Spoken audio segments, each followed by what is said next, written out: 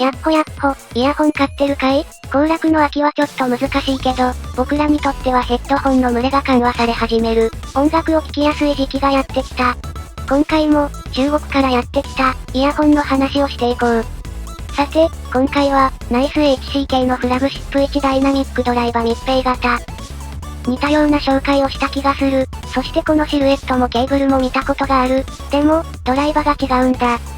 今回紹介するのは、ナイス HCK の新しいフラグシップイヤホン、トップガイ。このイヤホン、チタンマグネシウム合金の振動板に、フラグシップにふさわしいシェルと付属品を備えた、ナイス HCK の2台フラグシップのうちの1台になる。先に登場したロフティが、暖色傾向かつバランスの整ったモデル。そして、このトップガイは寒色傾向かつバランスの整ったモデル、として投入されたみたい。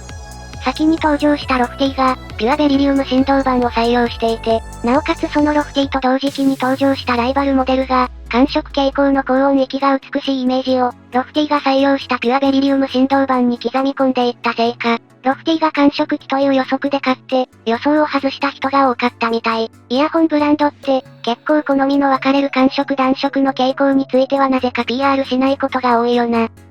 実は、市場がロフティに望んでいたものが、このトップガイの持つ傾向だというのは、チューニングする人のさじ加減一つで結構イヤホンが変わる、ということを思い知ることになって面白い。また、寒色よりのイヤホンではあるものの、振動板の傾向なのか、爽やかな高音域を持ちつつ、バランス、空間表現を崩していない、フラグシップらしい完成度も感じる一台だ。詳しく見ていこうか。外装周りから、ケースはロフティに近いが、フェイスプレートのデザインが選べる。最初は黒色のカーボン繊維フェイスプレートだけだったようで、他の赤、青、緑のフェイスプレートにはカスタムの表記がついてるな。さらに、僕が注文した時には、まだできなかったんだが、現在は、右赤、左青、とか、右緑、左カーボン、といったような、左右のフェイスプレートを変えるオーダーも可能になったのが嬉しい。このオーダーの場合、iExpress でオーダーするときに、左は何色にして、みたいなコメントを英語で残す必要があるので、よく注意してオーダーしよう。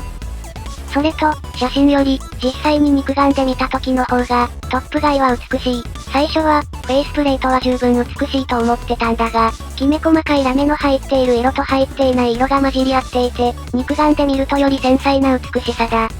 また、本体も実はフェイスプレート側がシルバー、本体側がガンメタルで、サンプル画像より引き締まって見える。デザインが気になっている人は、実物の方が素晴らしいことはぜひ記憶に留めておいてくれ。実用面から見ていこうか。ハウジングはそこそこ重量があるが、男性の耳にしっかりフィットして、ずれにくい形状。大きいが、耳に抵抗を感じるところはなかった。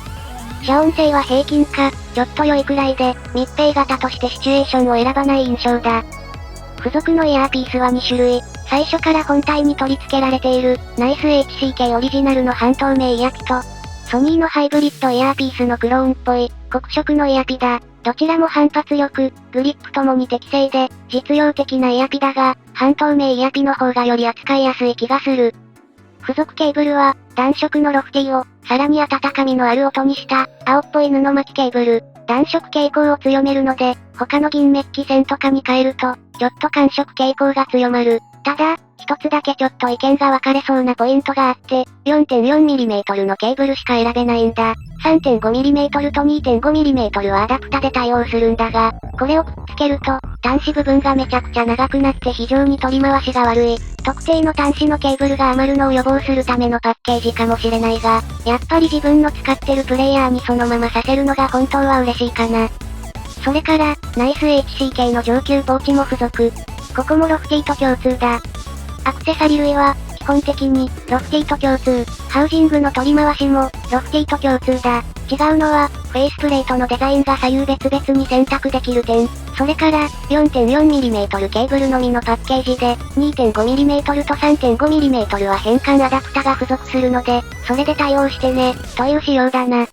付属のケーブルは、重量があるが、柔らかく、室内などでどっしり効く時のことを考えたケーブルになってる。布巻きで紫外線などによる変質に対してはある程度安心感があるものの、基本的に腰を据えて音楽を聴く時のためのものだ。僕は基本的にアンバランス派なので、今回は同等品の、ロフティ用 3.5mm ケーブルを使って聴いてみたぞ。それから、付属品はかなりイヤホンを暖色傾向に寄せるケーブルなので、ナイス HCK142、ミックス線ケーブルでも聞いてみた。というわけで、音色に入っていこうか。トップ外の音色は、感触傾向が多少感じられるもの。H42 で聞くと、より感触寄りになるが、極端に感触なカーボン系振動板を持つイヤホンほどにはならない。音色自体のバランスは、割と個性よりもバランスを重視した感じで、一丁目で突然侵入してきた低音に襲われたりとか、パッキパキの高音域で串刺しになったりはしない。そういうケレン味が溢れるものが欲しい人には、やっぱりスペックからしてケレン味溢れるナイス HCK-NX7 系の方がおすすめだ。じゃあ、何がトップ外をハイエンドイヤホンたらしめているかというと、総合力。これまたふわっとした表現に聞こえるかもしれないが、まあ聞いてほしい。トップ外に使われているドライバは、トップ外専用に開発されたもの。ロフティもここは同じで、完成度の高い音だった。その印象はトップ外と同じで、1分ほど聞けばどんなジャンルでもどんな音量でもきちんと納得できる音。ポップス、クラシック、ロック、ジャズ、電子音楽系の低音が強いもの、高音が強いもの、大体全部聞いてみたが、しっかり感触傾向があって、各音がまとまった音が出てくる。また、低音もしっかりサブベースまで出る。ベースは若干抑えめだが、これが感触器らしいスピード感に寄与してると思う。高音域は金属の響きが際立つロフティのものとは素材が異なるが、感触器らしい際立ちはちゃんとあって、ボーカルも感触で硬すぎるところがなく、ちゃんと弾力を感じる音色だ。となると、そんなに感触傾向強くないんじゃないと思うかもしれない。標準ケーブルでは実際そうで、中低音域の表現の豊かさとかの方によるんだが、H42 で聞くと、より感触傾向が出てくるので、かなり微妙なバランスで成立してると思う。もちろん、感触傾向をケーブルや環境で強くしても刺さりは起きない。ここはフラグシップの威厳だな。タンバリンの鈴の音もしっかり丸くならないで出てくるし、逆にボーカルはハスレの音が耳障りにならない。他のプレイヤー、ケーブル、イヤーピースなんかの要素で自分好みにしやすい、感触器としてちょうど真ん中あたりの印象だ。暖色寄りにするのは難しい。そっちの方が好みで調整したい人は、ロフティの方が良いと思う。それから、僕が今まで触ってきたチタン振動板を採用した1ダイナミックドライバの中で、一番だと思うくらい広さを感じる。デュアルドライバとかを含めると話は違ってくるが、力強さと空間表現が両立していて、結構耳に遮断感を感じる重いハウジングなのに、高音の響きも、中音域も、低音域も、全音域に広がりを感じる音。音色の完成度と、チタン振動板機の中では特別広く感じる空間表現。正確には、トップ外の振動板はチタンとマグネシウムの合金だそうなので、そこら辺が秘密なのかも。ともかく、チタン振動板らしさとバランスを両立した音色に、とても開放感を感じる空間表現。なのに、ハウジングの重量感と密閉感は強いので、ちょっと感覚がおかしくなるくらいだった。高価格帯モデルは、どれも丁寧な音で、低価格のゲテモ、ゲフン、個性的なイヤホンと比べると、初手で必殺になる飛び道具とかがないもんだが、トップ外はピアノ、ギター、ボーカル、シンバル、電子音に至るまで、どれもこれも適正かつ抜けの良い空間表現と、どの楽器でも感じる、あれ、得意楽器これじゃねえという丁寧ななり方が、結果、この値段に納得する音楽体験を生み出す、納得の一台だ。だから、ひっくるめて総合力とかいうふわっとした表現になるわけ。音色は、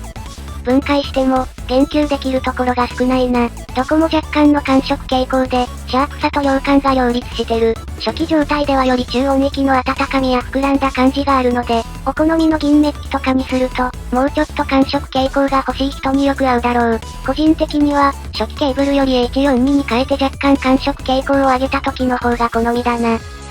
僕自身がかなり感触に寄った思考を持っているのも理由だと思う。